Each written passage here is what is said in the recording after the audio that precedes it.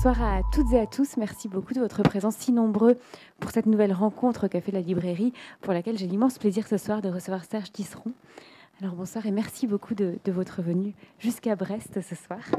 Alors avant tout, quelques mots pour vous présenter. Vous êtes psychiatre, psychanalyste et docteur en psychologie, habilité à diriger des recherches. Vous êtes également l'auteur de nombreux ouvrages, plus d'une trentaine d'essais personnels traduits dans 11 langues, mais aussi des ouvrages en collaboration et de nombreuses contributions à des manuels et encyclopédies.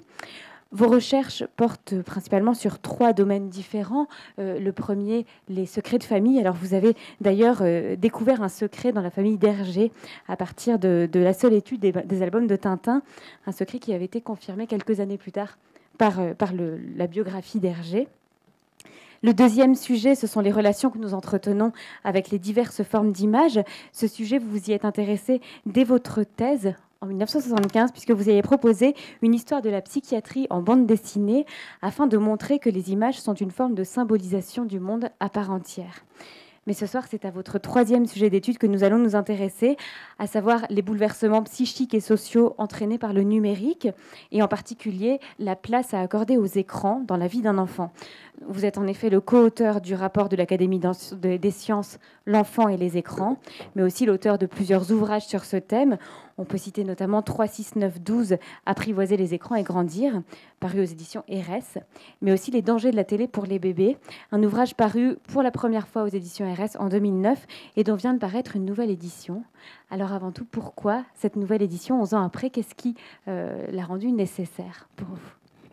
Oui, merci beaucoup d'abord pour cette invitation et merci de votre présence nombreuse. Ça fait vraiment plaisir dans les librairies. On ne voit pas toujours autant d'auditeurs, donc merci d'être ici.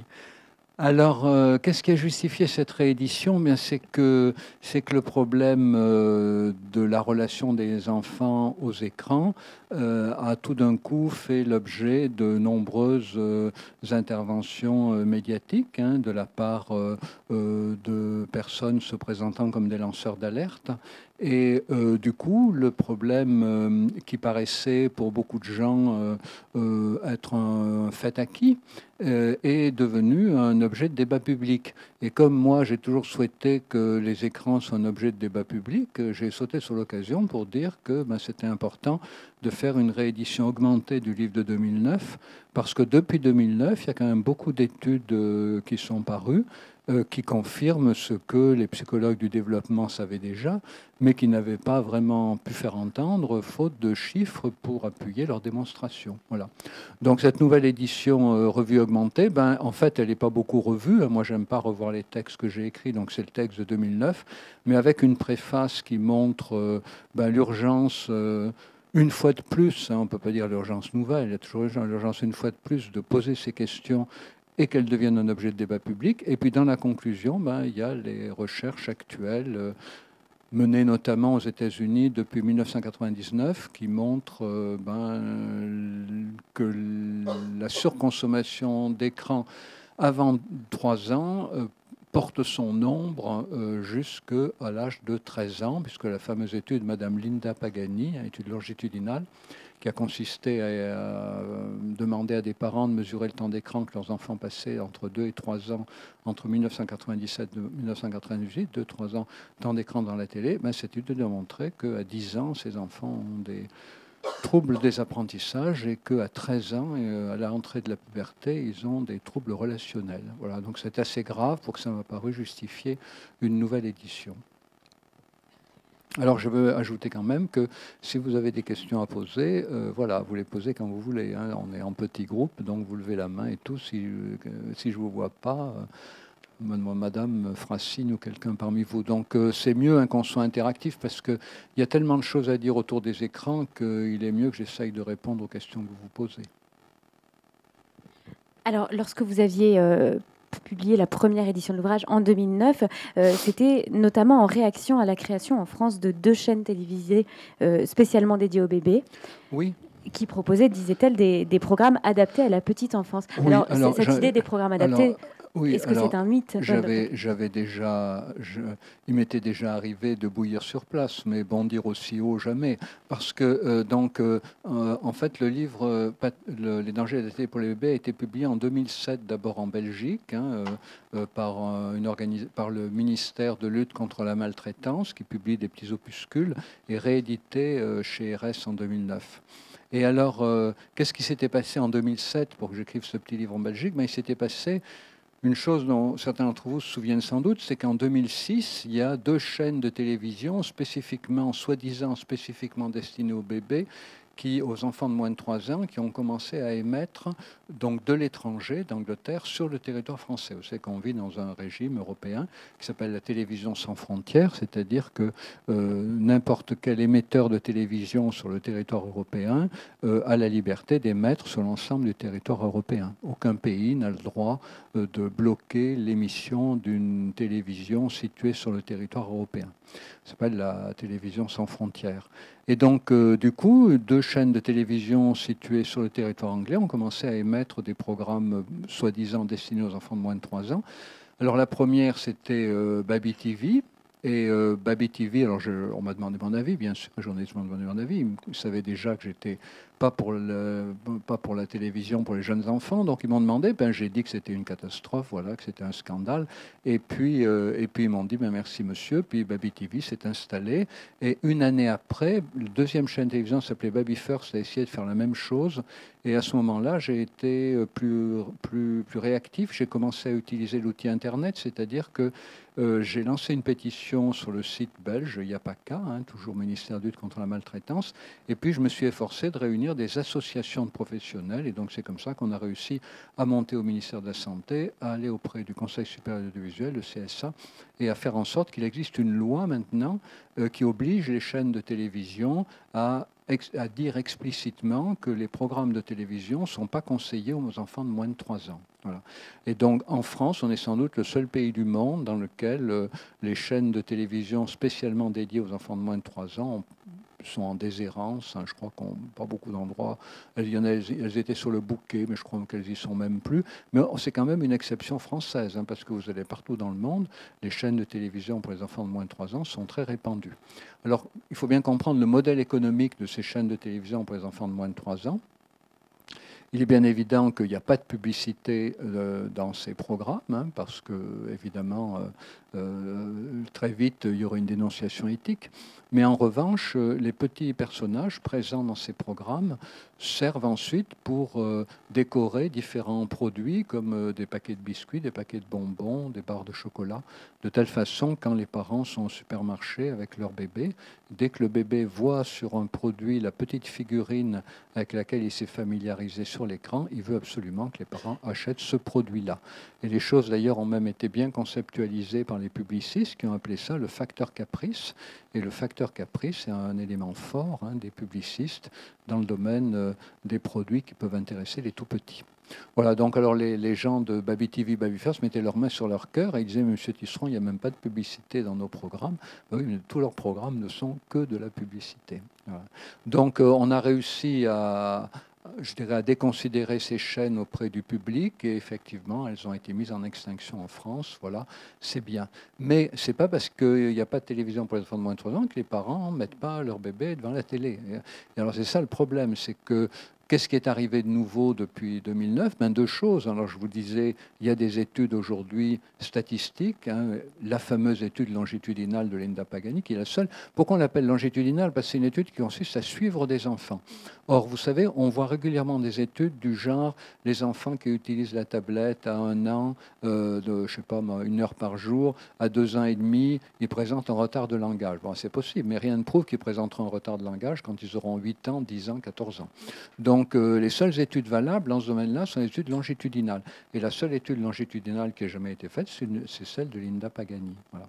Donc, importance aujourd'hui d'études statistiques fiables qui montrent les dangers sur l'évolution de l'enfant puis de l'adolescent, de la surconsommation télévisuelle dans la petite enfance.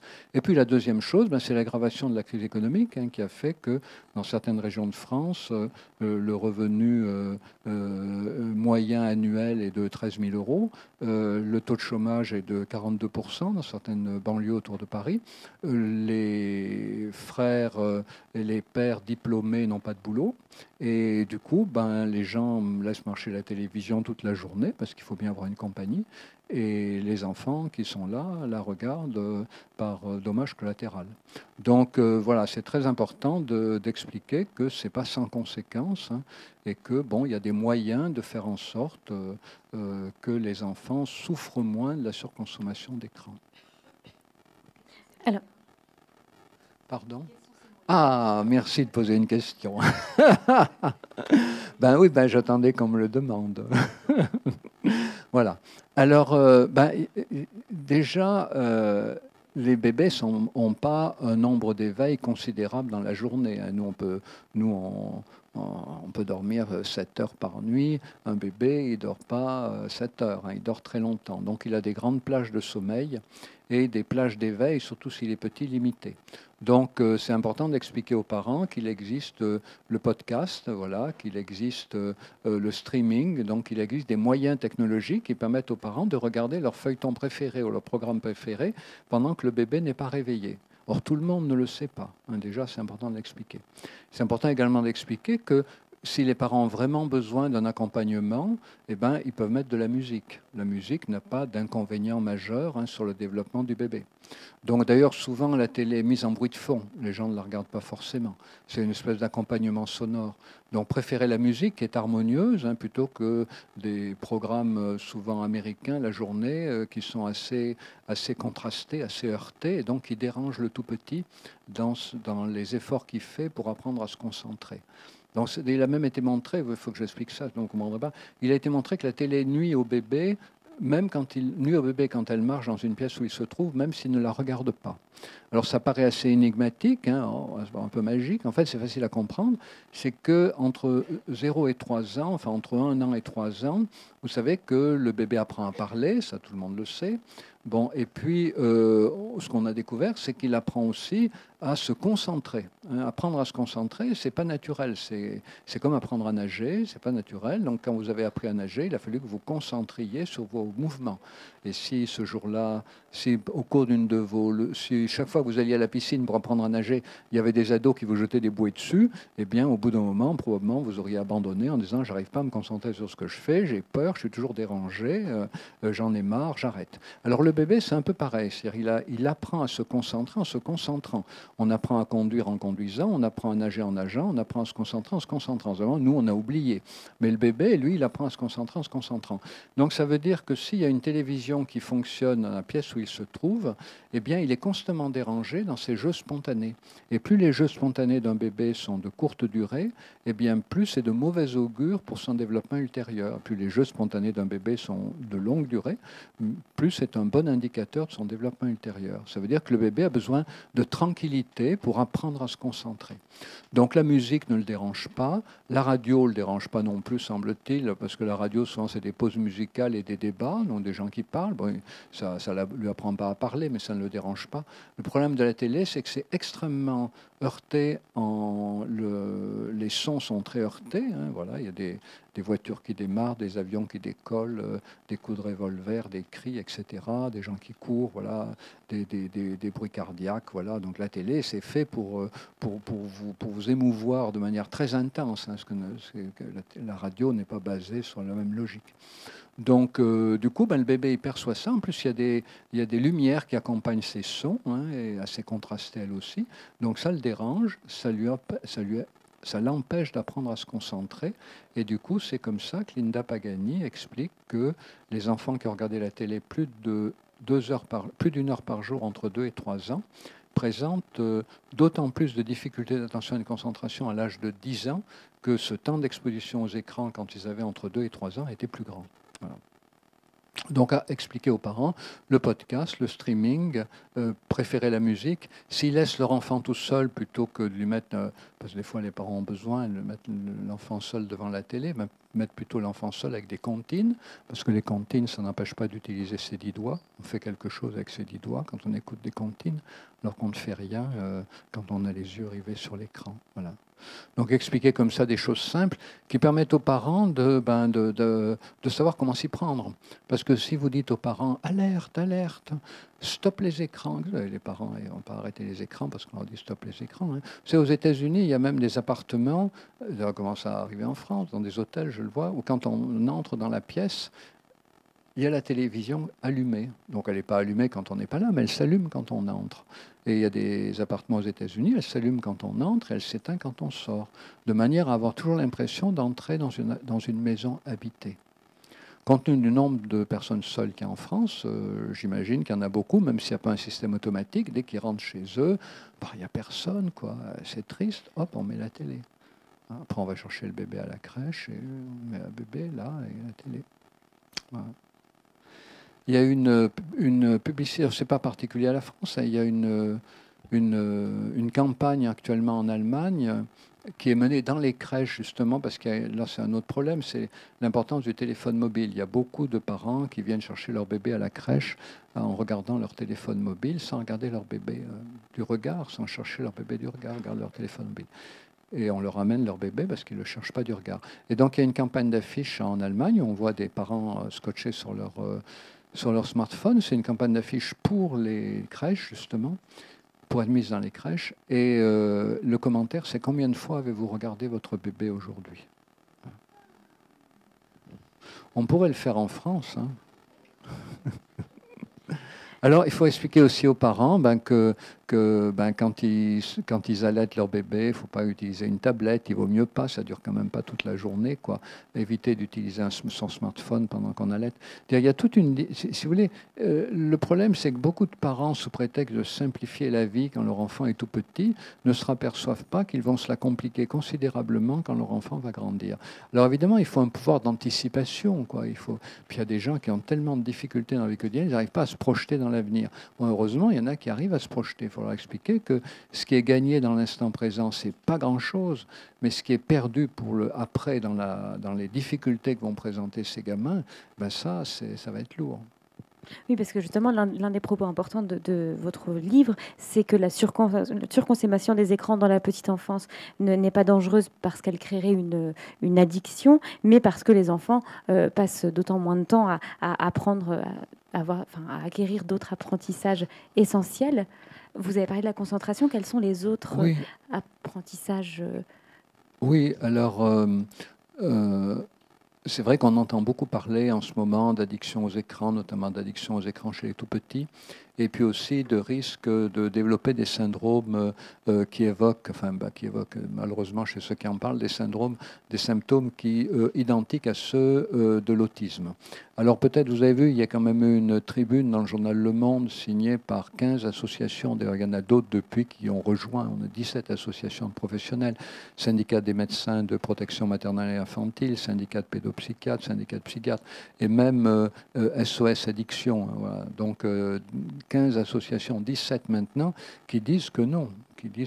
On n'a pas le droit de parler d'addiction chez le tout petit et la télévision ne provoque pas l'autisme. Voilà, donc c'est pas 17 personnes ou 60 personnes ou 150 personnes, c'est 17 associations de professionnels réunissant plusieurs milliers de professionnels. C'est ça qu'il faut comprendre. Donc voilà, Le Monde, 18-19 février 2017. Donc la télévision les écrans ne sont pas un produit toxique, hein, ce qui ne veut pas dire qu'on ne puisse pas en faire un usage toxique, c'est autre chose, mais ils ne sont pas en soi des produits toxiques.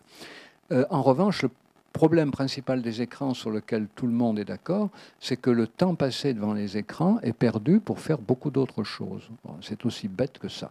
Alors si vous avez entre la naissance et 3 ans, tout le temps que vous passez sur les écrans, ça vous empêche d'apprendre à parler, ça peut vous empêcher d'apprendre à marcher si vous êtes toujours assis devant.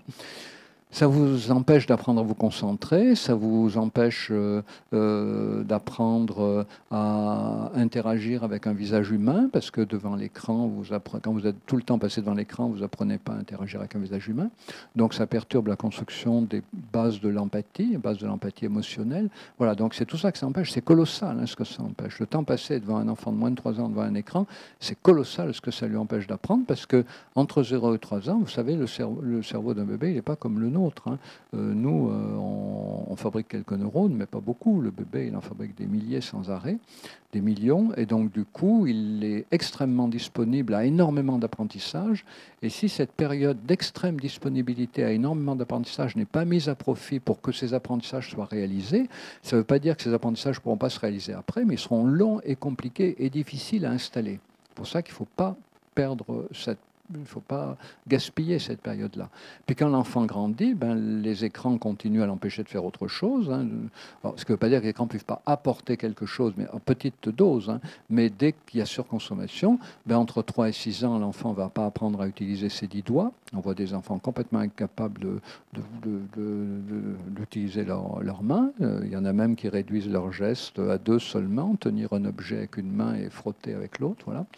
Donc 3-6 ans, l'important c'est les compétences manuelles. L'enfant qui est devant les écrans, il ne les développe pas.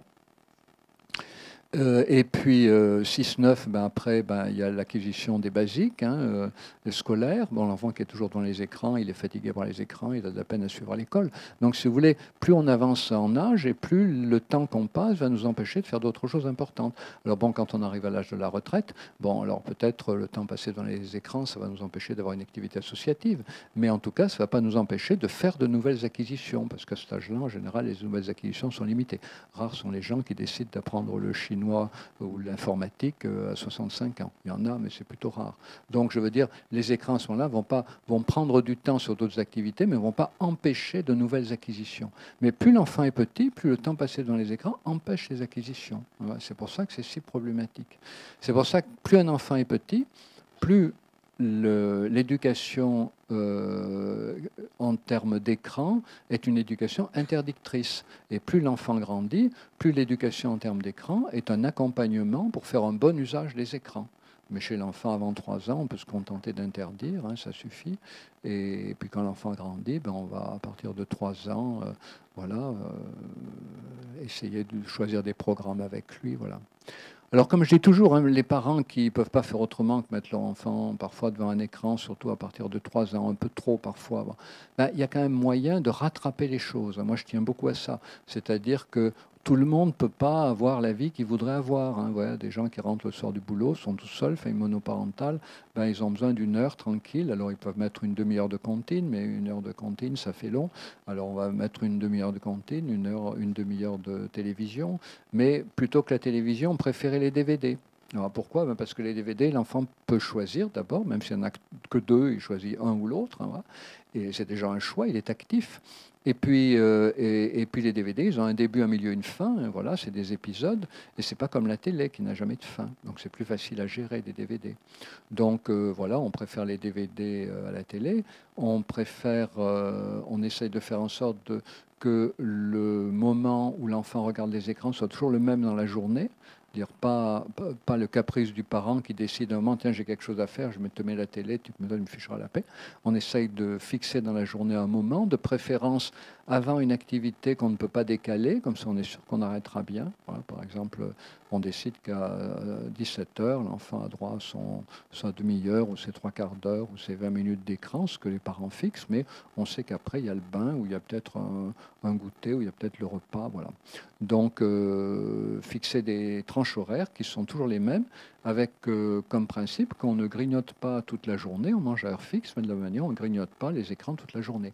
Mais évidemment, c'est encore plus valable si les parents s'imposent de ne pas regarder leur téléphone mobile à tout moment.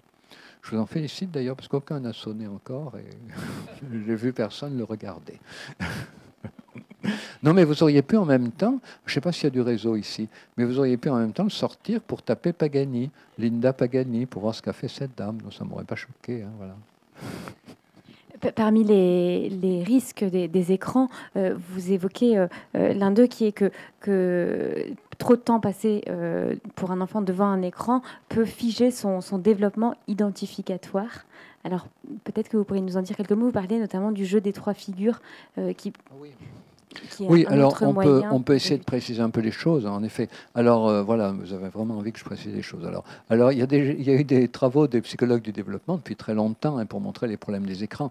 Et c'est tout bête, hein, je veux dire, le temps passé dans les écrans, il va empêcher quoi? Mais il va empêcher que se construise une relation au monde qui implique les cinq sens. Bah, forcément, hein, devant un écran, on regarde, on écoute, à la rigueur, on frotte avec le bout du doigt, mais enfin, c'est quand même pas un toucher. C'est quand même peu de choses de toucher du bout du doigt. On appelle l'épicritique hein, en neurologie, c'est pas grand-chose. La main, c'est tellement plus compliqué. Le toucher, il a tellement plus de composantes. Donc, premier problème, les écrans vont empêcher que l'enfant développe une relation multisensorielle au monde. Deuxième chose, l'enfant est immobile devant l'écran, donc l'écran va empêcher que l'enfant développe la motricité et les deux sens qu'on oublie toujours, qui sont le sens de l'équilibration, c'est-à-dire la posture dans l'espace. Je me sens debout, je me sens assis, je me sens couché, voilà. Je saute, je me sens en l'air, voilà. Le sens vestibulaire, et puis la sensorialité interne, sentir ses articulations, ses muscles, etc. Tout ce qui est tellement valorisé aujourd'hui dans les exercices, méditation de pleine conscience, conscience de la respiration, du rythme cardiaque, de mon corps, etc. C'est pas pour rien d'ailleurs peut-être que tellement de gens aujourd'hui se piquent d'intérêt pour la méditation de pleine conscience. Un bon nombre d'entre eux ont dû être des adeptes précoces de la télévision dans leur famille, donc c'est une manière de réinvestir le corps sensoriel. Voilà. Donc les écrans éloignent d'une perception du monde qui implique les cinq sens, mais une perception aussi du monde qui implique toute notre sensorialité interne, toute la perception de soi. Et puis ils éloignent même de la perception du temps dans son irréversibilité. Hein, puisque si je mets deux cubes l'un sur l'autre, ils tombent, je recommence, peut-être je vais en mettre trois, ou peut-être les deux que j'ai mis ne vont pas tomber. Or, sur les tablettes, vous savez, il y a quand même beaucoup de logiciels qui sont répétitifs. Il y en a d'ailleurs qui sont très drôles. Hein. Moi, j'en essaye des fois, il y en a qui sont vraiment drôles. Un petit chien, on met le doigt sur son corps, on fait des nœuds avec, c'est drôle comme tout. Le problème, c'est que la deuxième fois, on fait peut-être des nœuds un peu plus compliqués, puis la troisième fois, on s'aperçoit que la deuxième fois, on avait déjà fait tout ce qui était possible. Donc, on va toujours recommencer à faire la même chose. Donc, la plupart des logiciels sont quand même très répétitifs. Donc, ça veut dire une réversibilité du temps, tout revient pareil, et l'enfant qui est constamment confronté à ça n'arrive pas à intégrer que le temps, c'est quelque chose d'irréversible. Vous voyez, conséquence sur la sensorialité, conséquence sur la construction des repères corporels, conséquence sur la construction des repères temporels. Et il y a une quatrième chose, j'arrive à votre question, quatrième chose, c'est que l'enfant qui joue spontanément utilise ses deux mains. Bon, sauf si les manchots, rares heureusement sont ceux qu'ils sont, donc il utilise ses deux mains. Alors qu'est-ce qu'il fait? Il tient un objet dans une main, il tient un objet dans l'autre, et on voit bien ce qui se passe. Hein. En général, l'un tape l'autre, voilà, ou l'un embrasse l'autre, voilà. Et donc l'enfant qui joue spontanément, en utilisant ses deux mains, va s'identifier alternativement au contenu d'une main et au contenu de l'autre. Par exemple, il est alternativement le chevalier qui frappe et le dragon qui est frappé, ou il est alternativement le personnage qui poursuit et le personnage qui est poursuivi. Donc l'enfant, avec ses deux mains, apprend à construire des petites histoires dans lesquelles il occupe alternativement tous les rôles. Et là aussi, problème des écrans, c'est que l'enfant qui regarde des écrans, en général, il n'y comprend rien. Et comme il n'y comprend rien, il a tendance à raccrocher son intérêt à ce qui lui paraît lui ressembler le plus. Et donc, du coup, il risque de s'enfermer dans une représentation univoque de lui-même. Soit il est toujours celui qui suit, soit il est toujours celui qui dirige, soit il est toujours celui qui frappe, soit il est toujours celui qui est frappé. Donc, la difficulté à faire alterner des postures, des changements de rôle. Et c'est d'ailleurs ce qui a été montré par l'étude de Mme Linda Pagani. Hein, c'est des enfants qui ont passé beaucoup de temps dans les écrans entre 2 et 3 ans, vont avoir de la difficulté en effet à construire cette composante de l'empathie qui est la capacité de se mettre émotionnellement à la place d'autrui. Alors un enfant qui joue avec ses deux mains se met spontanément, émotionnellement, à plusieurs places parce que, encore une fois, tantôt il incarne un personnage qui tient dans une main, tantôt il incarne un personnage qui tient dans l'autre. Voilà. Et donc, moi j'étais parti de tout ça en 2007, hein, puis alors après, dans la postface, vous trouverez les études américaines quantitatives. Moi, j'étais parti du qualitatif, et en partant du qualitatif, en 2007, je m'étais dit les deux choses suivantes, 2007, première édition en Belgique, je m'étais dit les deux choses suivantes. Alors, première chose, ben, évidemment, il faut demander que les gens mettent moins leur bébé devant la télé. Ah oui, mais s'il suffisait de le demander pour que ça soit fait, je ne serais pas là. Donc je m'étais dit, deuxième chose, il faut faire en sorte que les enfants qui ont été trop mis devant la télé quand ils étaient petits, ils bénéficient d'une deuxième chance. Et donc c'est comme ça que j'ai conçu l'activité théâtrale appelée Jeu des trois figures. Vous trouverez sur Internet un troisfigures.org. On l'a même fait au Liban d'ailleurs. Le site est en français, anglais, arabe. Et cette activité, Jeu des trois figures, que j'ai conçue en 2007, c'est une activité qui s'appelle comme ça par référence aux trois personnages de l'agresseur, de la victime et du tiers, que le tiers soit simple témoin, redresseur de tort ou sauveteur. Et l'idée, c'était de former des enseignants pour que les enseignants dans leur classe, d'abord en maternelle, mais ensuite le jeu s'est développé en élémentaire. Maintenant, on le fait de la grande section, moyenne grande section à sixième. On arrête en sixième et le relais est pris en général dans les municipalités qui s'intéressent à développer les capacités d'empathie chez l'enfant. Le relais est pris par l'activité qui s'appelle Jeu Tuile. Vous connaissez peut-être. Et donc, le jeu trois figures. C'était l'idée qu'on forme des enseignants, que les enseignants dans leur classe, pour 45 minutes par semaine, ils mènent une activité théâtrale qui obéit à un certain nombre de règles. Et l'objectif principal, c'est que les enfants apprennent à se mettre alternativement à plusieurs places et puis qu'ils réapprennent à identifier les mimiques. Parce que je ne sais pas si vous, je sais pas la sensibilité que vous avez là autour. Moi, j'ai beaucoup d'enseignants qui me disent qu'ils découvrent que des enfants apparemment violents, en fait, sont violents parce qu'ils n'arrivent pas à identifier la signification des mimiques de leurs interlocuteurs. C'est-à-dire un enfant peut avoir l'impression d'être menacé par un autre enfant, alors que l'autre enfant ne le menace pas, il est simplement un peu angoissé. Et l'enfant qui se sent menacé, par l'enfant simplement angoissé, va attaquer cet enfant en se sentant menacé, et donc du coup va être un agresseur sans raison valable, ce que Linda Pagani appelle les agressions proactives, agresser des gens qui n'ont pas de sentiments négatifs à notre égard. Mais beaucoup d'enseignants attirent mon attention sur le fait qu'un certain nombre d'enfants, que par le passé, semble-t-il, en agressent d'autres parce qu'ils se sentent agressés, parce qu'ils n'arrivent pas à déterminer l'émotion réellement en place sur le visage d'autrui.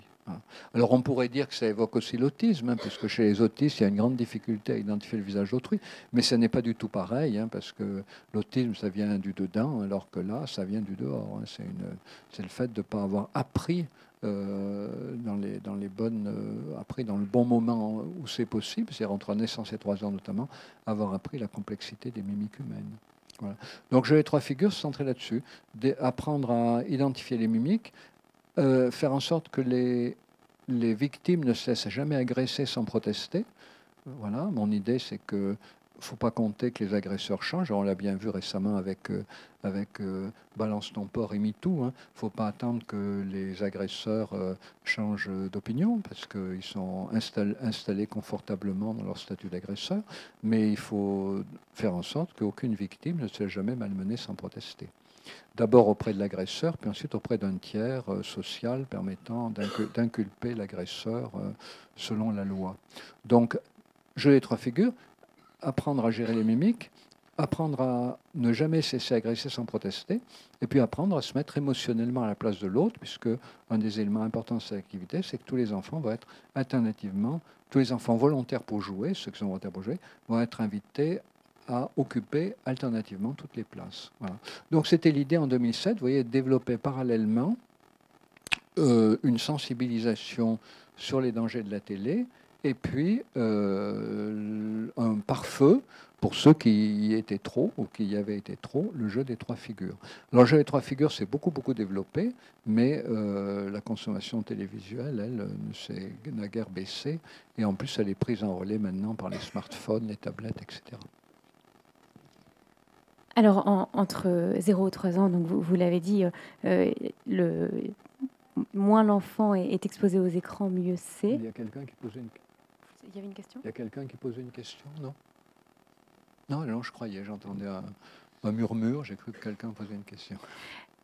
Mais bien entendu, il est illusoire aujourd'hui de vivre sans écran, puisqu'ils ont pris une place très importante dans notre vie. Et ils ont même provoqué un changement culturel. Vous parlez dans votre ouvrage 3, 6, 9, 12 de deux cultures qui sont la culture, la culture du livre d'un côté et la culture des écrans de l'autre, qui sont deux cultures qui coexistent et qui s'enrichissent l'une l'autre. Les écrans peuvent aussi développer certaines formes d'intelligence. Et vous avez créé le 3, 6, 9, 12, donc des balises qui permettent d'introduire petit à petit les écrans dans la vie des enfants et qui, avec ces balises, vous abordez aussi bien la télévision que l'ordinateur, les jeux vidéo, les réseaux sociaux. Est-ce que vous pourriez nous en dire quelques mots? Voilà. Alors les balises 3, 6, 9, 12, c'est 2008. Alors tout simplement parce que après la campagne contre la télé pour les moins de 3 ans, il y a des parents qui m'ont dit, pas beaucoup, mais quelqu'un qui m'ont dit, on a bien compris, on va éviter de mettre notre enfant à la télé avant 3 ans, mais après, qu'est-ce qu'on va faire? Je me suis dit, oui, c'est vrai, après, qu'est-ce qu'on va faire? Donc, d'où l'idée de proposer des repères adaptés à chaque tranche d'âge, puisque comme je vous disais tout à l'heure, à chaque tranche d'âge correspondent ces apprentissages, à chaque tranche d'âge correspondent des stratégies éducatives diversifiées. Voilà. Donc 3, 6, 9, 12, 3 ans, 6 ans, 9 ans, 12 ans, 6 c'est l'entrée en CP, donc ça tombe bien, 0, 3, 3, 6, progression arithmétique, et puis 9, ça tombe bien aussi. Alors 9, pourquoi 9? Parce que c'est l'âge auquel l'enfant sait à peu près lire et écrire, il est curieux d'Internet, et puis 3, 6, 9, 12, 12, c'est l'âge où l'enfant rentre en 5e en général. Et alors, j'ai eu de la chance parce que vous savez que l'éducation nationale, maintenant, cycle 1, cycle 2, cycle 3, donc 3, 6, 9, 12, c'est parfait. Pendant un certain temps, ça ne marchait pas parce que il y avait, ça s'arrêtait, il y avait une scissure à la fin d'élémentaire, et donc, du coup, mes chiffres ne marchaient pas. Il aurait fallu que 3, 6, 9, 11. Maintenant, 3, 6, 9, 12, c'est parfait. Voilà. Alors, les balises sont assez simples. L'idée, c'est de proposer à la fois des principes, des conseils généraux, puis des conseils concrets pour chaque tranche d'âge. Alors, je vous ai parlé un petit peu de conseils concrets pour les plus petits. Peut-être je vais vous dire maintenant en 3 mots des principes généraux. Les principes généraux, c'est très simple. C'est comme en 2008, ou peut-être vous vous en souvenez pas, mais je vais vous rafraîchir la mémoire. En 2008, il y avait un truc dont il était beaucoup question en France, c'était le risque que la France perde son triple A. Certains se rappellent peut-être du triple A. On ne parlait que du triple A partout. Donc je me suis dit, pour mémoriser les 3 principes, on va mettre triple A. Donc ça a donné alternance, accompagnement et autorégulation, apprentissage de l'autorégulation. Donc l'alternance, ça veut dire qu'il faut respecter un principe d'alternance, des activités multiples. Principe d'alternance, ça ne veut pas seulement dire tu regarderas la télé 1 heure si tu as fait 1 heure de sport. Principe d'alternance, ça veut dire aussi tu joues toujours au même jeu vidéo, je vais t'en acheter un autre pour te faire découvrir qu'il y en a d'autres que celui auquel tu joues tout le temps. Voilà, principe d'alternance, ça veut dire un peu de télé, un peu de jeux vidéo. Il y a différentes catégories de jeux vidéo, il y a différents programmes de télé. Donc, papillonner. N'hésitons pas à papillonner. Voilà, on a bien le temps de se fixer après sur quelque chose, mais vraiment, l'enfance, c'est un âge où il faut goûter à beaucoup de choses différentes. Et encore une fois, si un enfant regarde toujours la télé, invitez-le à jouer à un jeu vidéo ou tout autant qu'à faire du sport et à regarder d'autres programmes que ceux qu'il regarde habituellement. Et puis, s'il est scotché sur toujours le même jeu, achetez-lui un autre. Donc alternance, accompagnement. Accompagnement, ça veut dire prendre le temps de parler avec l'enfant de ce qu'il voit et fait avec les écrans. Je suis assez content là aussi parce que l'Académie américaine de pédiatrie a fini par le dire. L'Académie américaine de pédiatrie n'avait jamais dit qu'il fallait veiller à la qualité des programmes et qu'il fallait discuter avec l'enfant de ce qu'il voit et fait avec les écrans. Moi, elle a fini par le dire. C'est bien parce que j'avais des détracteurs qui disaient mais vous dites ça, mais l'Académie américaine de pédiatrie l'a pas dit. L'Académie américaine de pédiatrie maintenant l'a dit depuis 2 ans. Voilà. Moi, je dis depuis 2008. Donc, prendre le temps de parler avec l'enfant de ce qu'il voit et fait avec les écrans, c'est assez évident. Alors, pourquoi? Parce que, on l'évoquait il y a quelques minutes, les écrans développent des formes d'intelligence visio-spatiale, et puis elles peuvent apprendre des choses, il y a le programme pédagogique. Mais en même temps, les écrans ne développent absolument pas la compétence narrative. Ça veut dire qu'on reçoit des informations, mais on n'apprend pas à les formuler à sa manière. Donc c'est pour ça que c'est très important d'inviter l'enfant à raconter ce qu'il voit sur les écrans. Dès 3 ans, hein, vous mettez à un enfant de 3 ans 20 minutes de Petit ours brun ou l'âne trotro ou la petite taupe, et bien après, pendant le repas du soir, pris sans télévision, ni smartphone, ni téléphone mobile, vous lui dites « Ah, ben t'as vu l'âne trotro, Petit ours brun ou la petite taupe ?» Et moi, j'ai pas eu le temps de le regarder parce qu'il fallait que je fasse la cuisine, que je téléphone à ta grand-mère ou que j'aille sur Mythique. Et donc, du coup, ben, raconte. Ça fait toujours rire, ça, c'est drôle. Et, et alors qu'est-ce qu'il a fait, Petit ours brun? Et ben, l'enfant va dire, ah ben, par exemple, il a fait un bonhomme de neige. Ah bon, le maman, le papa va dire, il a fait un bonhomme de neige. Alors, il a fait tout seul avec un autre. Et qu'est-ce qui s'est passé avant? Qu'est-ce qui s'est passé après? Et donc, l'enfant est introduit à la capacité de raconter. Une étude récente a montré que les enfants en France, ils ont plutôt un vocabulaire pas trop mauvais, mais ils ont un gros déficit dans la capacité de raconter. Et c'est bien compréhensible. Devant un écran, vous n'apprenez pas à raconter. Et apprendre à raconter, eh ben, ça se fait soit en écoutant les histoires qu'on vous raconte, hein, soit après en lisant, évidemment, mais encore faut-il avoir envie de lire. Hein. Beaucoup d'enfants n'ont pas envie d'apprendre à lire et n'ont pas envie non plus à peine d'apprendre à écrire parce que jamais personne ne s'intéresse à ce qu'ils peuvent dire. Donc si personne ne s'intéresse à ce que je vais dire, quel est l'intérêt d'apprendre à écrire pour le communiquer à quelqu'un que je ne connais pas, puisque les gens que je connais ne s'intéressent même pas à ce que je pourrais leur dire. Et pourquoi je apprendrais à lire, puisque de toute façon personne ne s'intéressant à ce que j'ai à dire, pourquoi je m'intéresserais à ce que les autres ont à dire? Donc c'est très important, vous voyez. Développer la compétence narrative, ça donne envie d'apprendre à lire, ça donne envie d'apprendre à écrire en plus.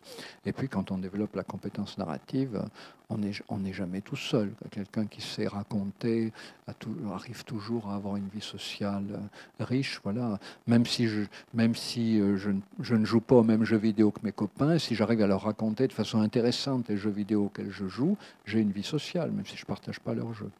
Voilà. Donc, apprendre à raconter, ça c'est l'accompagnement, prendre du temps pour parler ensemble de ce que l'enfant voit sur les écrans et fait avec les écrans. Et puis apprentissage d'autorégulation. Apprentissage d'autorégulation, troisième principe, j'en disais quelques mots tout à l'heure, c'est le fait que les écrans, c'est heure fixe. Voilà. L'enfant peut, à 3 heures de l'après-midi, gémir télé, télé, télé, télé. Si on a décidé que c'est à 5 heures, on lui répète comme un disque rayé que c'est à 5 heures. Voilà. Et puis alors au début, c'est un peu compliqué, puis il s'y fait après. Et après, il dit c'est quand 5 heures. Voilà.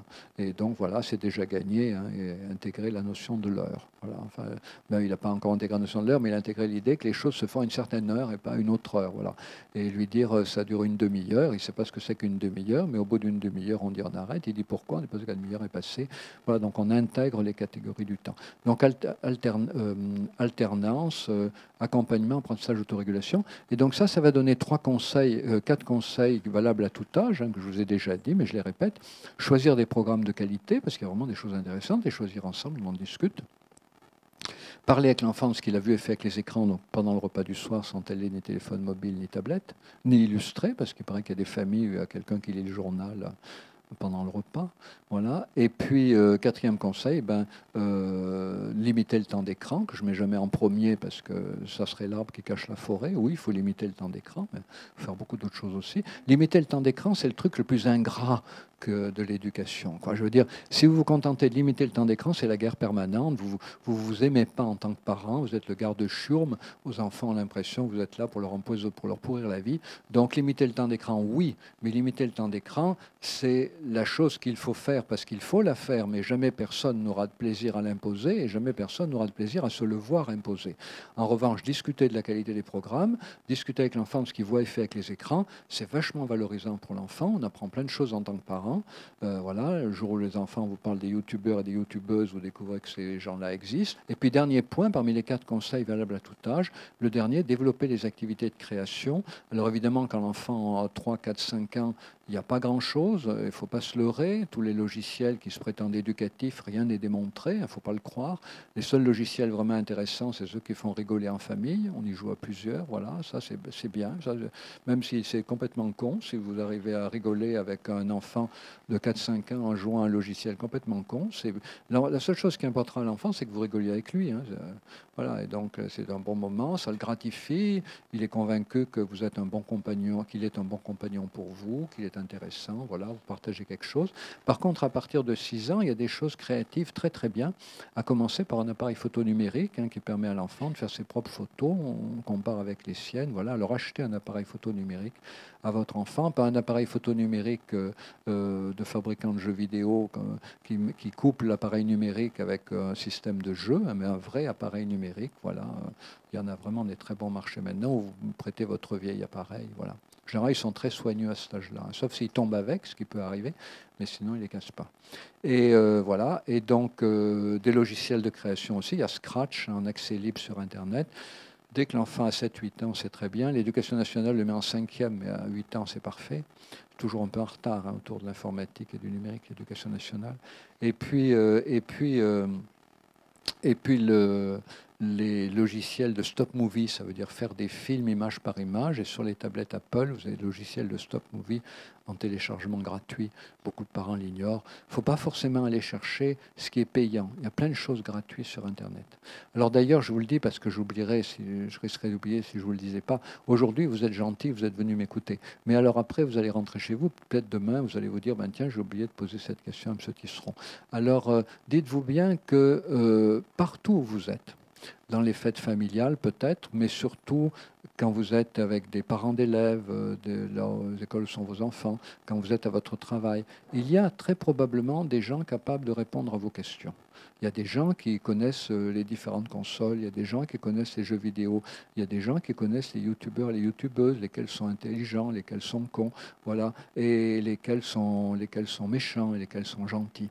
Et lesquels sont bons pour l'éveil à la sexualité, lesquels sont bons pour comprendre la politique.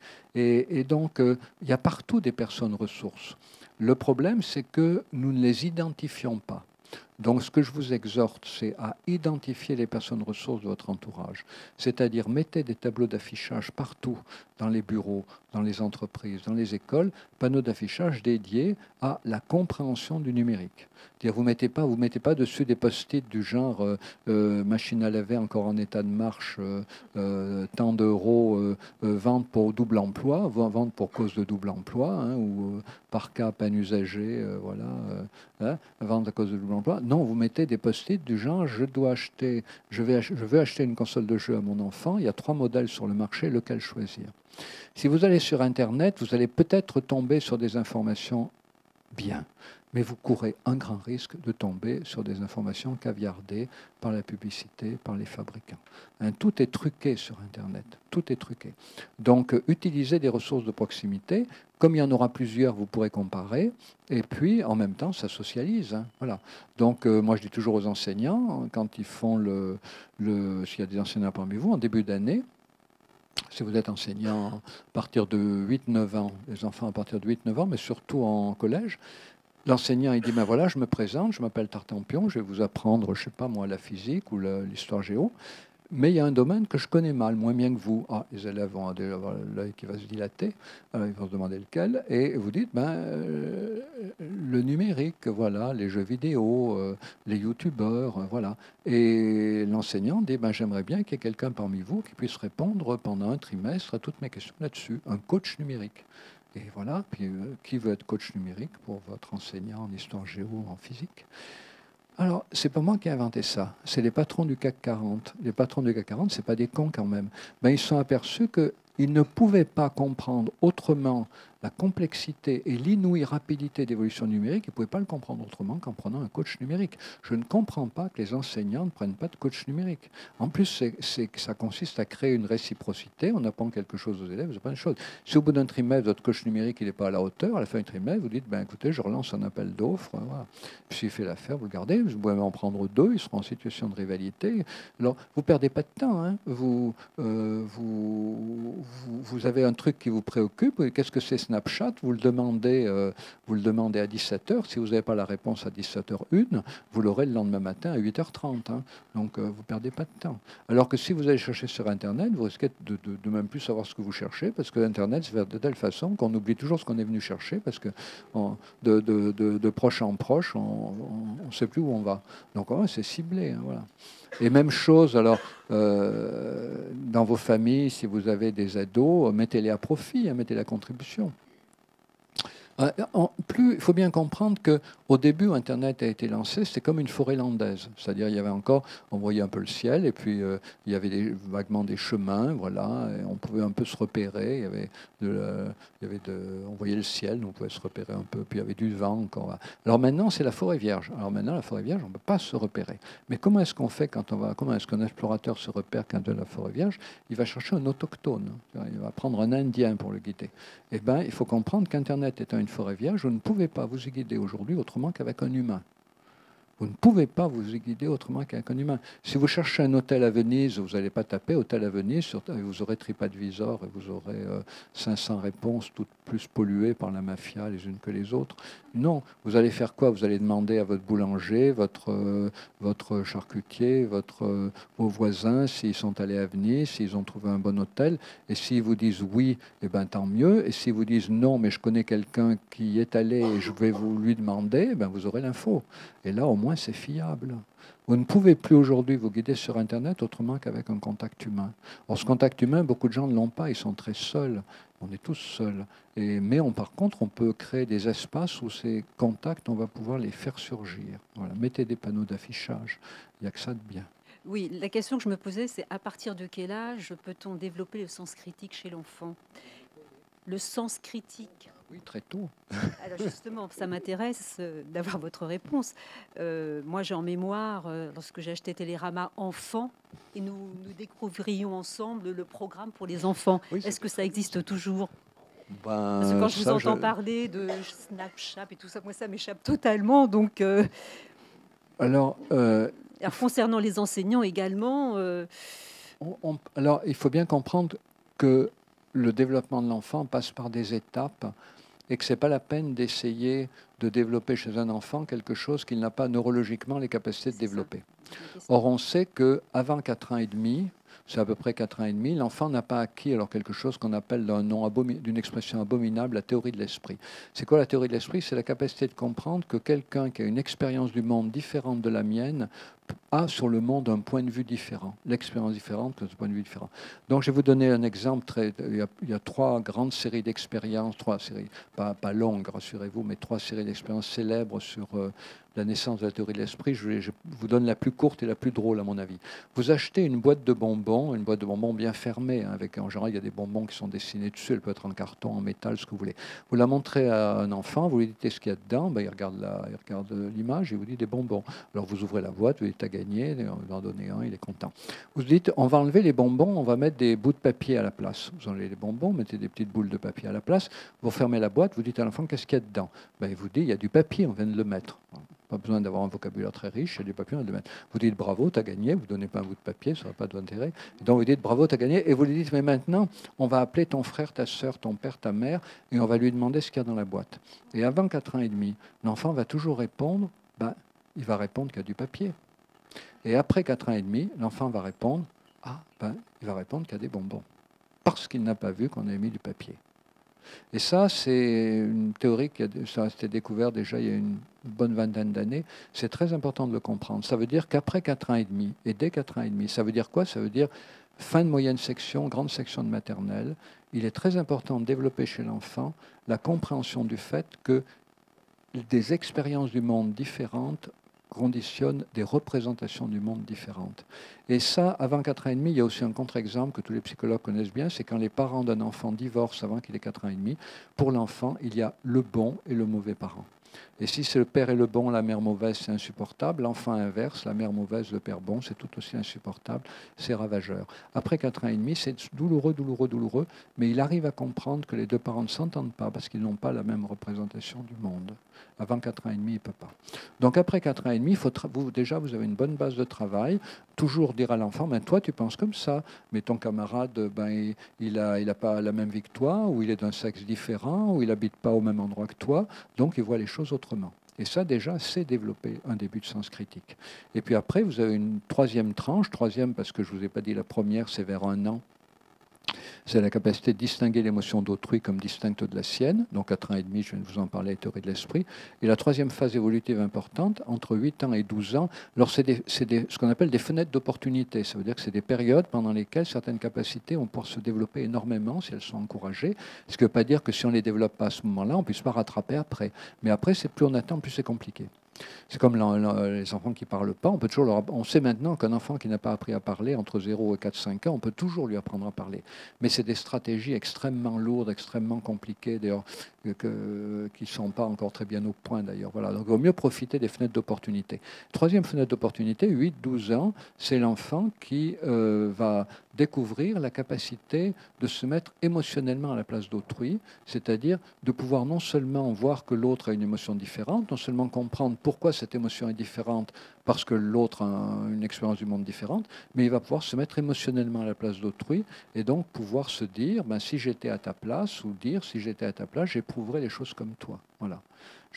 Donc, à partir de 4 ans et demi, ben, je comprends bien que tu ne vois pas les choses comme moi parce que tu es une fille, je suis un garçon. Et puis, à partir de 8, 9, 10, 11 ans, ben, si j'étais une fille, peut-être je verrais les choses comme toi. Voilà. Mais plus ça va, plus ça va. La première phase, elle s'instaure toute seule, 1 an. La deuxième, 4 ans et demi, il faut y travailler. Et la troisième, il faut y travailler vraiment beaucoup. Et donc là, vous avez un moyen formidable pour développer tout ça. Le jeu des 3 figures, oui, mais pas seulement. Vous avez aussi l'éducation artistique et culturelle, qui est un formidable moyen. Comme je dis toujours aux politiques, ne développez pas la morale à l'époque. À l'école, vous allez fabriquer des petits moralistes rigides. Il y a bien déjà assez de grands moralistes rigides pour pas en développer des petits, mais développer plutôt l'éducation artistique et culturelle. Voilà. On s'identifie à un peintre ou à un musicien pour ressentir son œuvre, et puis on essaye d'en parler, on confronte les points de vue, et puis un autre jour ou plus tard, on s'identifie à un autre peintre ou un autre musicien. Voilà. Cette gymnastique mentale qui fait qu'on s'identifie alternativement à des personnes différentes. Voilà.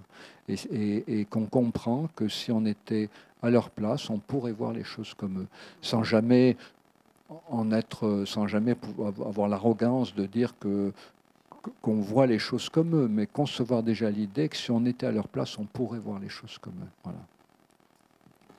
Ce que font certains cinéastes, d'ailleurs, qui arrivent à nous rendre sympathiques des voleurs en nous faisant comprendre que si on était dans un aussi grand dénuement qu'eux, eh ben, ça serait tout à fait normal qu'on vole. Oui, Monsieur Tisseron, vous donnez des conseils très sages et personnels, personnalisés, individualisés. Et on a l'impression, en les donnant, que vous donnez des conseils raisonnables qui correspondaient à des choses qui se pratiquaient ordinairement avant. Et vous avez mis en rapport, par exemple, les ressources de proximité qui se pratiquaient tout naturellement. On demandait des choses aux gens qu'on connaissait. Et vous avez mis ça en rapport avec cette jungle, cette forêt vierge de l'Internet, dans laquelle vous avez dit qu'on ne peut plus se déplacer tout seul sans aide. Et donc la question que je me pose, c'est cette puissance d'illimitation de la technique contre laquelle les gens sont amenés à lutter individuellement. Par exemple, votre jeu des 3 figures et toutes sortes de choses. On se dit, voilà des choses bien, mais que de matière grise utilisée pour aller contre ce que moi j'appelle cette puissance illimitée de la technique. Et ça me fait penser à un livre de Jonathan Crary, un Américain qui a écrit un ouvrage qui s'appelle 24 heures sur 24, 7 jours sur 7, le capitalisme à l'assaut du sommeil. Évidemment, ça concerne tout le monde et pas seulement les enfants. Et Crary dit que maintenant, les gens vivent sur le mode veille.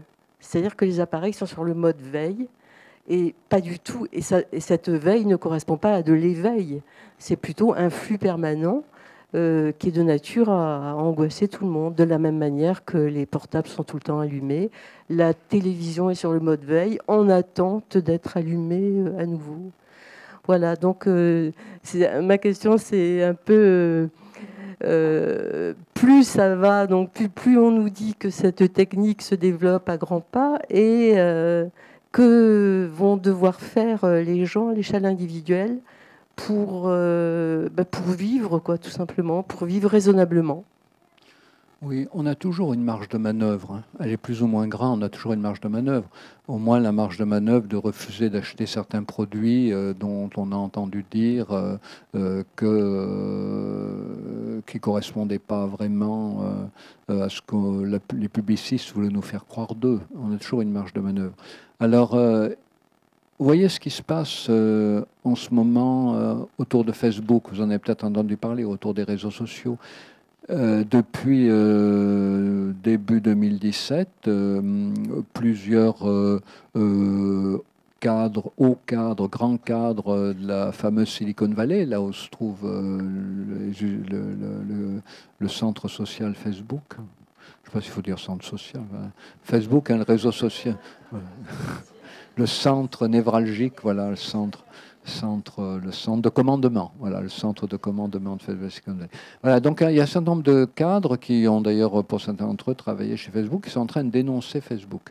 Alors, en disant que c'est une machine à abrutir, ce qui est vrai, hein, ce qui est vrai. C'est-à-dire que il faut bien comprendre que, comment dire, personne n'a envie de se détruire et de détruire ses propres enfants. Enfin, sauf cas pathologie extrême. Mais personne n'a envie de se détruire et de détruire ses propres enfants. Mais beaucoup de gens sont ignorants du fait que les technologies qu'ils utilisent peuvent en effet menacer leurs liens sociaux et les liens sociaux que leurs enfants pourraient établir. Alors, cette logique, c'est aussi c'est aussi la logique des gens qui les fabriquent, ces produits.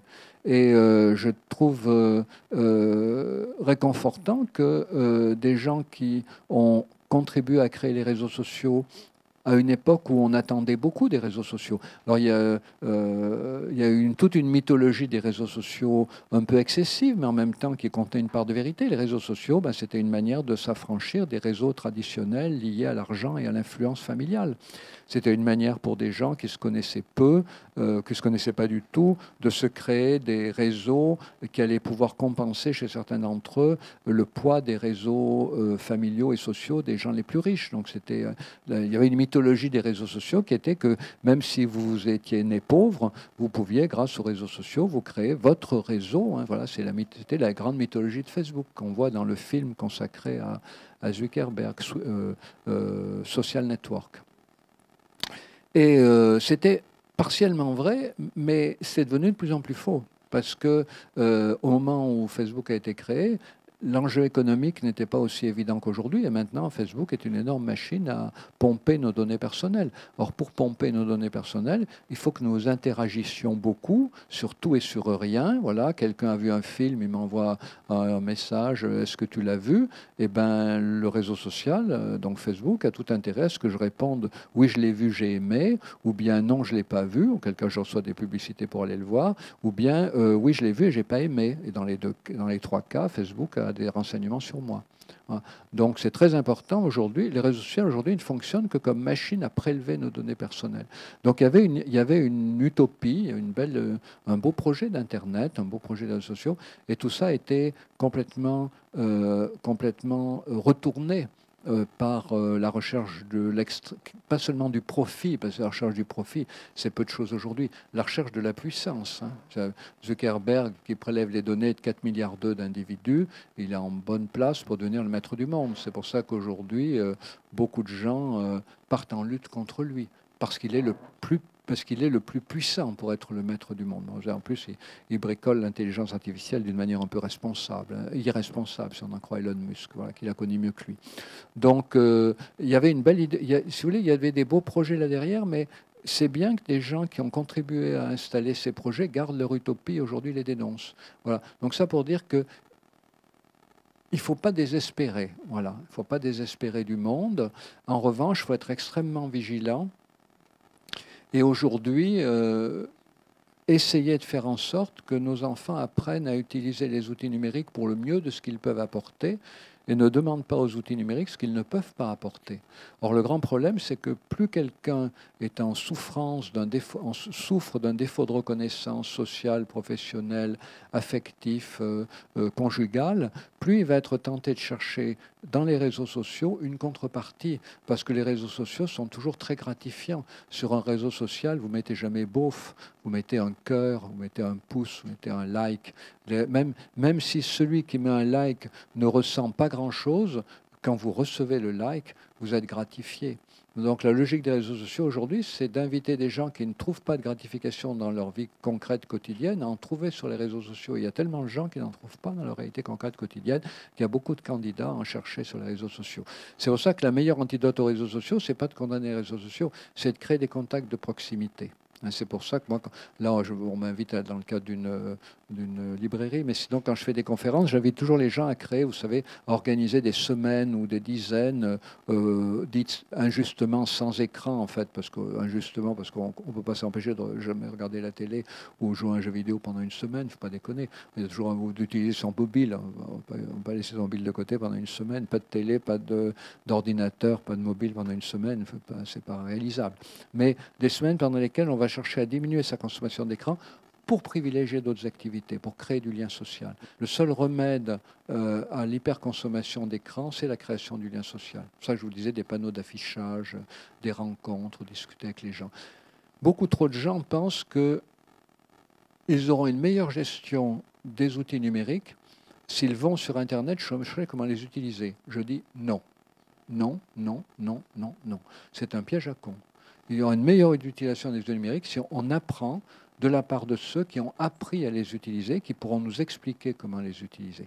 L'avenir appartient à ceux qui auront des personnes ressources, vraiment. Je vous invite vivement à en chercher autour de vous et à cultiver des réseaux, dans des réseaux de proximité concrète, quoi. Mais encore une fois, ne désespérons pas, parce que la réaction de certains cadres de la Silicon Valley contre Facebook sont réconfortantes. Elles montrent que des gens qui ont cultivé l'utopie n'ont pas renoncé à l'utopie. Puis vous savez, la technologie va très vite. Bientôt, nous serons entourés de petits robots qui nous parleront, avec lesquels on discutera. Les problèmes ne seront plus du tout les mêmes qu'aujourd'hui. Les gens n'auront pas leur smartphone qui vont frotter. L'interface visuelle, elle est en voie de disparition. Le nombre d'applis téléchargés sur les mobiles est en chute libre. Bientôt, ce ne sera que des chatbots. Les chatbots, le prototype de chatbot, c'est Siri, c'est Cortana, c'est des bots, c'est-à-dire des robots sans corps. Un bot, c'est un robot sans corps. Il y a les sobots, c'est les robots sociaux. Les chatbots, c'est les robots qui discutent, chat. Et puis les cobots, c'est les robots collaboratifs. Et donc bientôt, les gens interagiront via les chatbots, voilà. Donc, mais il y aura d'autres problèmes, voilà. Mais en même temps, les problèmes actuels seront un peu passés de mode. Voilà. Donc il faut suivre cette évolution, quoi. Non, on peut pas. Alors vous pouvez décider. Alors, si vous voulez. Si vous n'avez pas d'enfants ou de petits-enfants, vous pouvez décider de vivre en vous chauffant avec du bois, ce qui est très sain d'ailleurs, et puis en lisant Proust et en cultivant vos légumes. Ça, c'est possible. Mais le problème, c'est que si vous avez des enfants ou des petits-enfants, ce n'est pas une bonne manière de les introduire dans le monde dans lequel ils vivront, quoi. Moi, je dis toujours, c'est bien qu'il y ait un poste de télévision dans l'appartement, parce qu'au moins, ça permet de parler de la télé. Et c'est bien qu'il y ait un jeu vidéo ou deux dans un appartement, parce que ça permet de parler du jeu vidéo. Parce que votre môme auquel vous interdisez de jouer au jeu vidéo, à 8 ans, il va à l'anniversaire d'un copain un samedi après-midi, de midi et demi à 6 heures du soir. Il joue tout l'après-midi à GTA, qui est un jeu 18+. Si vous n'avez pas un jeu vidéo à la maison, il ne vous en parlera pas. Le seul intérêt d'avoir un jeu vidéo à la maison, c'est qu'il vous en parle. Parce qu'il a compris que vous ne condamnez pas les jeux vidéo. Donc il faut avoir la télé pour faire comprendre aux enfants qu'on ne condamne pas la télé, même si c'est dans un placard et qu'on la regarde que pour les événements exceptionnels. Avoir quelques jeux vidéo, voilà, parce que pour faire comprendre à l'enfant qu'il y en a des bons et que s'il envoie des problématiques chez des copains, c'est bien d'en parler, on peut l'écouter. Voilà. Et regarder un peu les youtubeuses avec lui. Voilà. Mais vous ne pouvez pas faire d'accompagnement au monde de demain si vous n'êtes pas vous-même impliqué dans le monde de demain. Alors, il y a toujours des gens qui disent oui, mais les cadres de la Silicon Valley, ils élèvent leurs enfants sans téléphone mobile, sans etc. Oui, mais les enfants des cadres de la Silicon Valley, ils vont dans des écoles où aucun enfant n'a de téléphone mobile, aucun enfant n'a de jeux vidéo, aucun enfant n'a de télé. Donc, ils n'ont pas besoin d'en parler, puisqu'ils n'y sont jamais confrontés. Vous comprenez? Mais comme nos enfants, ils sont forcément confrontés, il faut se donner la liberté d'en parler avec eux, la possibilité d'en parler avec eux. Et pour en parler avec eux, il faut qu'ils comprennent que nous ne condamnons pas ces outils, parce que sinon, ils ne nous en parleront pas. Et ce qu'on peut souhaiter de mieux, compte tenu de ce qu'on sait de l'être humain, c'est qu'ils nous en parlent quand ils y sont confrontés. Si on pouvait créer une école dans laquelle mon enfant ne soit jamais confronté à aucun outil numérique, je ferais comme dans la Silicon Valley. Mais il va à l'école publique et il va chez un copain, c'est lui dont il s'agit à 8 ans, GTA tout l'après-midi. Le soir, il rentre, je dis, qu'est-ce que tu as fait? On a joué. Je dis, ah, vous avez joué à quoi? Avec un ordinateur. Qu'est-ce que vous avez vu sur ordinateur? Un jeu. Je dis, oui, je sais, un jeu, mais c'est quoi? Je les connais un peu, les jeux. Je lui dis, raconte-moi, c'est quoi? Oh, je sais pas. Il me dit, je lui dis, Dieu, quand même, tu viens d'y jouer pendant 6 heures, tu dois savoir quand même. Alors, il me dit, oui, ben, c'est un monsieur, il y a des voitures. Et puis alors, je lui dis, ah oui, il sort les gens des voitures comme ça. Puis il a un gros pistolet. Il me dit, ouais, c'est ça. Ben, j'ai dit, tu as joué à GTA? Il me dit, je sais pas. Oh, on a parlé de GTA. C'est quand même mieux que de ne pas en parler. Oui, bonsoir. J'ai entendu qu'il y avait des parents qui dormaient dans une chambre et puis le bébé il dormait dans l'autre chambre. Oui, tout à fait. Et donc le téléphone était branché et même ils pouvaient voir l'enfant. Et dès que l'enfant pleurait, hop, ils allaient dans la chambre. Oui, il y a des systèmes de alors, téléphone, oui, de caméras de vidéosurveillance, voilà. Alors, il y a des parents, alors moins maintenant, mais à l'époque où il y avait la mort subite du nouveau-né, il y avait vraiment des parents qui étaient très très très inquiets que leur enfant fasse une mort subite. Donc c'est vrai que le système à ce moment-là, il y avait des systèmes où même les parents étaient encouragés à écouter la respiration du bébé toute la nuit, hein, pour s'assurer qu'il continue à respirer. Même que les parents allaient au cinéma et écoutaient la respiration du bébé. Pour alerter la babysitter. Voilà. Non, mais il y a eu beaucoup, beaucoup de panique là autour. Bon, aujourd'hui, vous savez, le problème de mort subite du bébé a été résolu de manière... On les a retournés. Et donc, oui, alors à partir de là, ben, il peut y avoir des parents qui sont tentés de mettre des caméras de vidéosurveillance, mais je pense moins qu'à cette époque-là. En revanche, il y en a qui sont tentés d'en mettre pour surveiller après leur ado, ou qui sont tentés de regarder l'historique de communication de leur ado, ce qui est une autre manière de faire de la surveillance.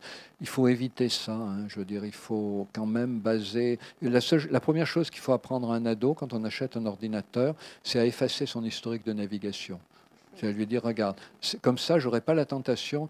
C'est lui dire, tu sais, ton père ou moi, ta mère ou voilà, ou peut-être ou ton frère ou ta sœur par curiosité peut aller voir ton historique de navigation. La première chose qu'on va t'apprendre, c'est à l'effacer. Après, vous êtes tranquille, vous pouvez aller voir. Puis c'est utile partout, hein, voilà.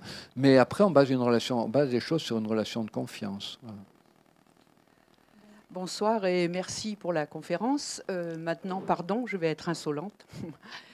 Quand j'étais jeune étudiante ici à Brest, on était en philo, je me souviens, et il y avait les autonomistes bretons qui avaient abîmé Roque Trédudon et qui avaient, neutralisé la télé localement. Comment dire, en vous écoutant, je me demande si une petite expérience de ce genre de quelques semaines ne serait pas un petit peu étonnante. Il y a un attentat numérique ou quelque chose comme ça. Il y a un journaliste qui s'appelle Volton qui a fait ça avec Volton, W-O-L-T-O-N. Vous devez le trouver sur Internet. C'est une émission qui avait beaucoup de succès où il avait invité des gens dans une petite ville, à apporter tous leurs postes de télévision dans la mairie pour ne plus la regarder. Et c'est intéressant parce qu'il y en a qui craquent. Hein. Il y a des gens qui viennent le rechercher en disant « je ne peux pas supporter d'en être privé ». Voilà. Alors, ce n'est pas parce que c'est une addiction, hein, c'est parce que c'est une habitude comportementale. Cette dame, son poste, je ne sais pas moi, il n'y aurait plus d'émissions parce que tous les émetteurs seraient détruits, elle s'en passerait, elle n'en ferait pas une maladie, mais elle ne peut pas savoir qu'il y a un poste quelque part qui peut marcher et qu'elle ne l'a pas chez elle, parce qu'elle a elle a tellement l'habitude de vivre avec. Oui, c'est bien. Alors, il y a des endroits où j'ai peut-être pas bien compris ce que vous demandiez, mais vous demandiez, donc on arrête tout, c'est ça. Oui, alors, vous savez, il ne faut pas céder aussi à la tentation de ce qu'on appelle maintenant les séjours de détox. Parce que les séjours de détox, c'est basé sur l'idée qu'on vous propose tellement d'activités que vous pensez même plus à regarder. Vous auriez votre téléphone mobile dans la poche, vous ne le regarderiez même pas. Vous crapahutez, vous faites des exercices de yoga, vous préparez la cuisine, vous avez des discussions avec les autres gens qui sont là. Donc c'est la grosse arnaque, quoi, parce que dès que vous êtes revenu chez vous, vous retrouvez votre milieu professionnel qui vous harcèle sans arrêt au téléphone mobile, vos enfants qui vous harcèlent, votre conjoint qui vous envoie des trucs, est-ce que tu as bien acheté le pain, ou je rentrais trop tard ce soir, et donc du coup, vous retombez dans les mêmes habitudes. C'est pour ça que c'est bien de faire des détox, mais il vaut mieux les faire en famille. On va dans un endroit où il n'y a pas de connexion, il y a quand même des zones blanches en France, vous partez en montagne. Bon. Et puis ce qui est bien aussi, c'est d'avoir d'autres activités. Moi, je vois des enfants qui sont en garde alternée, ils jouent comme des fous, par exemple, aux jeux vidéo, ils sont toujours ou bien ils sont toujours sur leur smartphone chez un des deux parents, ils sont très peu sur leur smartphone chez l'autre parent, ou ils ne jouent pas du tout aux jeux vidéo chez l'autre parent. C'est-à-dire, on voit bien que c'est en fait les activités alternatives. Un enfant à qui vous dites, est-ce que tu as envie de rester sur ton smartphone, de faire un jeu de société avec nous, avec tes copains, qu'on aille voir un film ensemble au cinéma, sauf cas pathologique, il ne va pas dire je préfère rester sur mon smartphone. C'est l'absence d'alternative qui fait que les gens se scotchent sur leurs outils numériques individualisés. Donc voilà, les bons séjours détox, c'est des séjours où en famille, on propose des activités alternatives. Et puis, il faut fixer des règles familiales. Alors, pour terminer, quand même, il y en a deux très importantes. Une, je vous l'ai dit, prendre le repas du soir sans téléphone mobile, sans smartphone, ni télé, ni tablette, ni illustré. Mais il y en a une autre qui est très importante, c'est d'acheter autant de réveils qu'il y a de gens dans la famille pour que les gens ne dorment plus avec leur téléphone mobile. Parce qu'il y a tellement de gens qui justifient leur téléphone mobile dans leur chambre pour se réveiller le matin. Mais dès que vous avez un téléphone mobile dans votre chambre, si vous avez un môme dans la maison, il intériorise l'idée qu'il aura son téléphone mobile dans la chambre. Et lui, ça ne sera pas pour se réveiller le matin, quoi qu'il vous en dise, ça sera pour correspondre avec ses copains très tard le soir, ou jouer à un jeu vidéo, ou aller sur les réseaux sociaux. Donc tous les parents devraient absolument, s'ils ont un enfant, s'acheter un réveil dans leur chambre à eux de parents, montrer ostensiblement à leur enfant qu'ils laissent leur téléphone mobile sur la table de la cuisine ou je ne sais où le soir, et qu'ils imposent à leur enfant de faire pareil, parce que dans une famille, il y a des règles et chacun doit les respecter. Voilà, donc ça, c'est la deuxième chose importante, de règles familiales. Jamais le téléphone mobile dans la chambre, à partir d'une certaine heure, on se réveille avec un réveil matin. Voilà. Malheureusement, l'heure tourne et nous allons déjà arriver au terme de cette rencontre. Vous ne vendez pas des réveils. Vous auriez un grand succès si vous vendiez des réveils. Merci infiniment, Serge Tisseron, de votre venue et de cette rencontre.